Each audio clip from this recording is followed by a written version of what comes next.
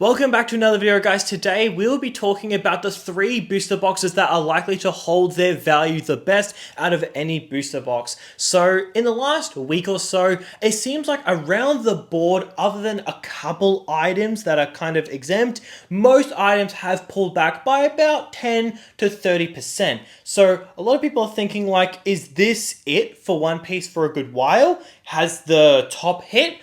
Is it potentially going to go lower? No one truly has the answer for that. But what we do have the answer for is what items, or more importantly, what booster boxes are more than likely going to hold their value. And that's what this list is for. Maybe you've made some fat profits on boxes like OP13. Maybe you just want to siphon those into some other boxes. Or maybe you're just looking at entering the market but with the lowest risk possible. By the way, this video is for you. So there's no need to waste your time. For the record, I only picked 3 because I think that it is better to have a smaller list, but like higher quality, if that makes sense. So let's just start off with number 3, which is PRB01. So I just want to be clear, we're going to be targeting those older sets, and the reason is because those older sets, the supply is a lot smaller, and overall it had a lot less people holding it. Now the newest one out of them all is PRB01, but it didn't get a second reprint, so it's actually a really small supply, even though it's only a little bit over 1 year old. But anyways, PRB01 is number 3. So PRB01 is, like I said before, it's only had 1 print wave. A lot of people haven't held on to it, and it was actually somewhat expensive at the start. At least in Australia, it was really hard to come by. A lot of card shops had actually sold out pretty quickly, but it was not impossible to come by.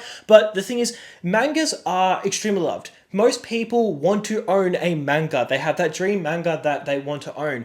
But this is the thing. If you invest in a set with plentiful of mangas, you're doing really well. And that set is very likely going to do very, very well. Now, PRB01 has already done really well, but it's sort of for a reason, right? Like, if you were to invest in PRB01 and it was only $200, like by now, you'd be thinking like, what's going on, right? The fact that it's $900, that shouldn't scare you away. That should just show you the potential of it. And it's like, if the card game survives 10 years or 15 years, what if PRB01 has the most mangas? Unless they do the same thing where they like reprint mangas, which is going to be interesting to see if they do that in the future. Realistically, none of us actually know, but if they did do that, that would be pretty crazy.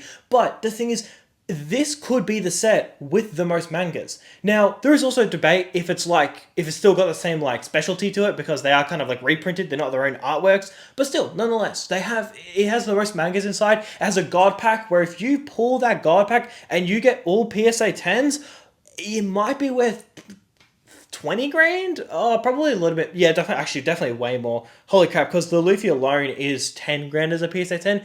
I mean, it's got to be a 40 grand 40 grand god pack. That is, if you pull that god pack and get PSA 10s, that is probably the most expensive like box you can ever get, like worth of cards from one box. So there is an incentive to open up PRB01. There's a very small supply, and it's doing so well while being so new. So it kind of like begs the question, like, is this going to be a grail in the future? See, with Pokemon and with other older trading card games, with the early boxes, like let's say Pokemon from 99 to 2005, a lot of those boxes, they don't actually necessarily have to be the oldest ones possible. It is actually usually the best ones usually perform better. So a set like EX Deoxys is a great example, right? That came out, I think 3-4 years after what Pokemon actually started, but it's still one of the most expensive boxes to exist. It's like probably the third or fourth most expensive box. So if we look at One Piece, then yes, PRB01 is not one of the oldest, but at the same time, it sticks out like a sore thumb. It's like, do you want a crap ton of mangas? Yes. Do you want Nami manga, Zoro manga, Shanks manga, Gear 5 Luffy manga? Like, there is some heat inside, and of course like a ton of other mangas, but still, there is some serious heat inside of that set. So I seriously think that it's going to really have an edge where how much lower is it realistically going to go? You pull a god pack and you've got in the mid 5 figures worth of cards. The box is extremely rare. I don't really see it going much lower. It's a very stable box. It's in this last like 90 days, it went from about I think it was $700 or $650, all the way to $900. It's actually not that much, considering some boxes like OP13 went from $170 to $700, and you can see OP13 is almost $500. Don't get me wrong, it's gone on an absolute monstrous run, but it's like you can see that if something goes up really quickly, it can actually aggressively pull back. Now, will this just be a short-term hiccup for OP13, or will it be like $700 was the local high that everybody wished they sold? Who realistically knows?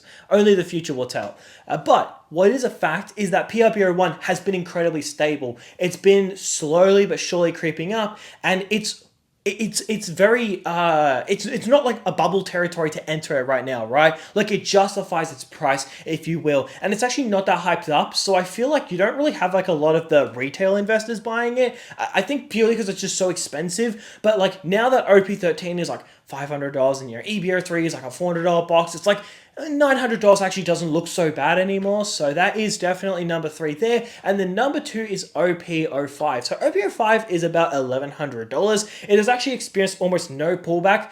So remember earlier in the video how I was saying that mostly across the board we've seen a bit of a pullback. So if you go for mangas, most mangas have pulled back a bit. A good example is the Gear 5 Luffy. It was selling for near $20,000, and now it's selling for about $13,000. Same seller, same card, same everything. Just 2 different sales and a couple weeks apart. So what gives? Well, it's basically, it ran up a lot. It is, a lot of people are grading their copies that they have now. So a decent amount of entering supply. So it is pulling back, right? It's feeling the hit. But here's the thing, when it comes to the sealed box, the story is not the same, and it's not even close. The thing about OP05 is that it is a box where the ROI is actually really, really high. You've got the signature Luffy, you've got the Gear 5 Luffy, and you got the 2 other mangas, which are like pretty decent, but those are the 2 main chasers, right? That combined with the supply being relatively small, you've got to remember it was the 5th set of One Piece. Yes, it did get a fat reprint in 2024, in mid-2024, it got a fat reprint, absolutely plummeted the price, but still, nonetheless, enough time has gone by where the supply is really flushed out. And the thing is, because it's so old compared to other sets like 09 or 13, because it's a lot older, I find that yes, it's still in print. I don't know if they actually would print it as much as those newer sets, right?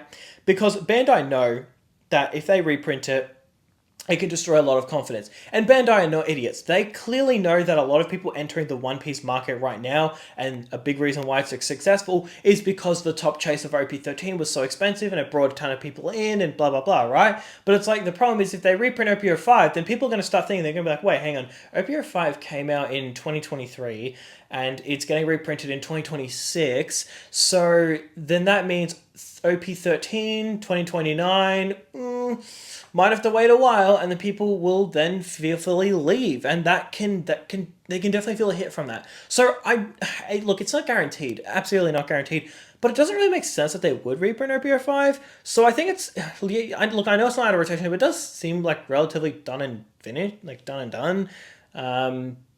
Although obviously it's not guaranteed, but we don't know for sure, but it definitely doesn't look like they're going to reprint it. But the thing is, it's actually a set that like justifies its box price. It's a set that is, you know, it got a decent amount of printing, but it's like, it's still so expensive, and the reason why is because it's just that good. See, when you look at sets like PRBO1, yes, it's a fantastic set, but it's also really rare because I only did 1 print wave. EBO1, it's like a $900 booster box. Well, guess what? It's so expensive because it only had 1 print wave. But then when you get something like OP05, it's like more expensive than both of those, and it got probably double as much printing as both of them. Maybe even combined, but I don't want to say combined, but maybe even combined. Like, OP05 got printed a lot. Like, it got a ginormous reprint in 2024. It was massive, right?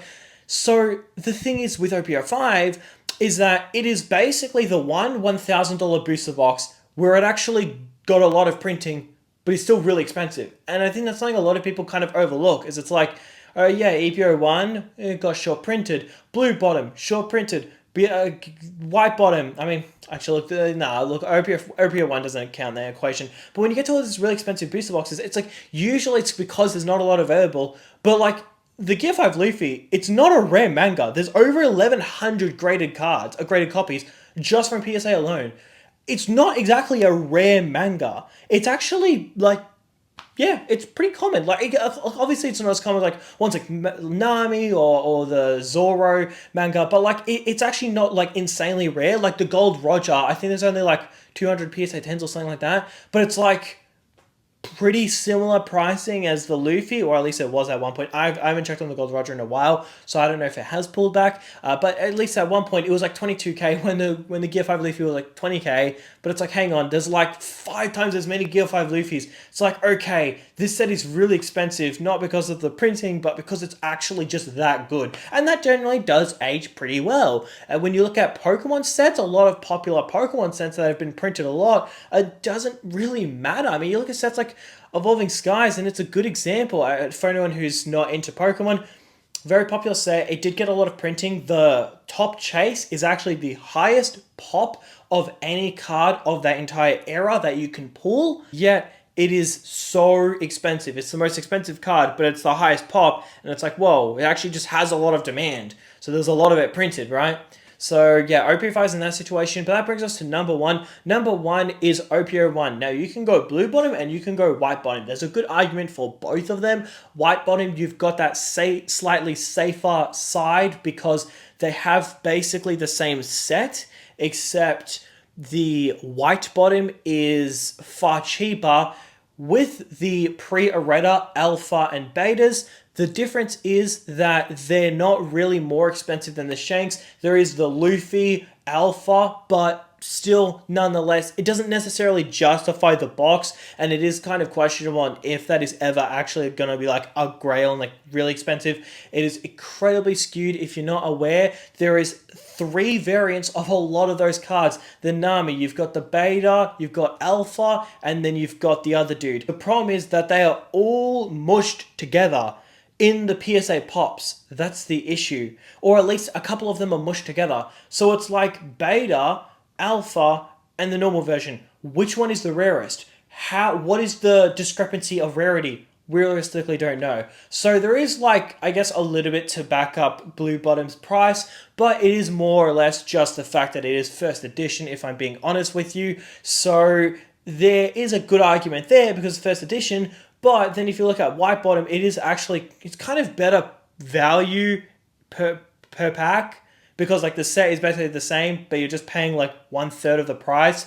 So like there's a good argument for both of them, but a big reason on why these are so investable is, first of all, they are the base set, but also they're actually going out of rotation this year. Now, if there's a lot of reprints, and if they decide to reprint a couple older boxes, like say OP09 they reprint, or some even older boxes before them, like say OP07 or something like that, right?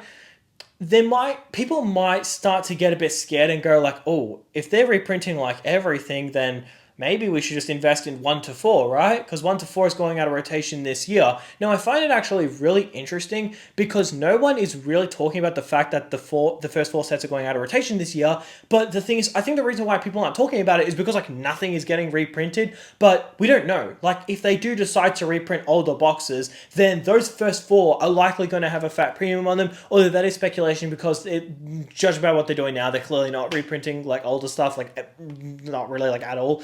So it's mainly the fact that it is the first booster box, and it being the first booster box is just always a big deal, and it is always just a good selling factor. Like a good example is like Gundam or Pokemon and so many other ones. I mean, if you look at Pokemon, this is actually a really good one.